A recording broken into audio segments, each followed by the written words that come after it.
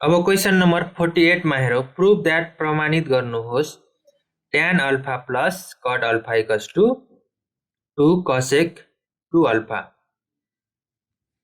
त्यसैगरी हामी left side लिन्छौं, LHS लिन्छौं, इक्वल्स के रहेको छ tan alpha plus cot alpha रहेको छ। त्यसैगरी tan थीटा इक्वल्स टु के हुन्छ त sin theta by cos theta हुन्छ। हो हामी यो फर्मुला युज गर्दा sin alpha by cos alpha plus त्यसैगरी cot theta equals to cos theta by sin theta हुन्छ। त्यसैगरी cos alpha by sin alpha. अब हामी कमन लिन्छौं, कमन यानी कि एलसीएम लिन्छौं। एलसीएम के आउने भयो त sin अल्फा cos अल्फा। यहाँ sin अल्फा सुरुमा एज इट इज लेख्छौं इन्टु यसको मुनि के छ त cos अल्फा छ, के छैन त cos अल्फा छ, के छैन त sin अल्फा भनेपछि sin अल्फा प्लस त्यसैगरी cos अल्फा अब as it is cos alpha into यसको मुनि छ sin अल्फा रहेको छ यहाँ भनेपछि यहाँ sin अल्फा छँदैछ, के छैन त cos अल्फा भनेपछि हामी यहाँ cos अल्फा लेख्छौं। त्यसैगरी यो sin अल्फा मल्टिप्लाई गर्दा हुन्छ sin square alpha plus cos alpha multiply गर्दा cos स्क्वायर अल्फा हुन जान्छ। त्यसैगरी यहाँ चाहिँ के हुन गयो त sin अल्फा cos अल्फा हुन गयो।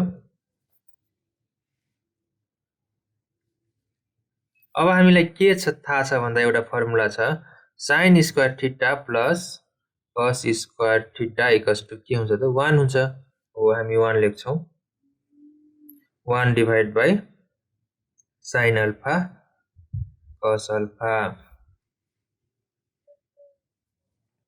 यो गरिसकेपछि हामी के गर्छौं 2 डिवाइड बाइ 2 लेख्छौं into 1 sin alpha cos alpha. 2 किन लेखेको भन्दाखेरि यो 2 ले चाहिँ हाम्रो sin 2 थीटा को फर्मुला के थियो त 2 sin थीटा cos थीटा थियो।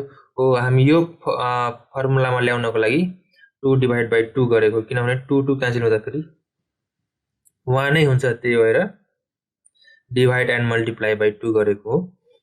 त्यसैगरी अब 2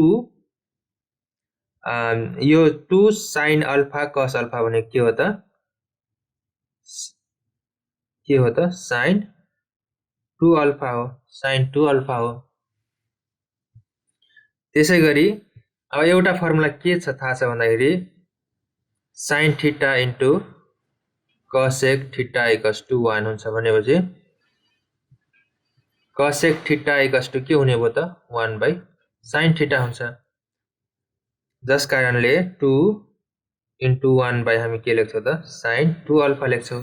1 बाइ sin 2 अल्फा भनेको 2 cosec 2 अल्फा हो।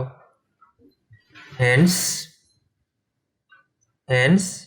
LHS equals to RHS proved।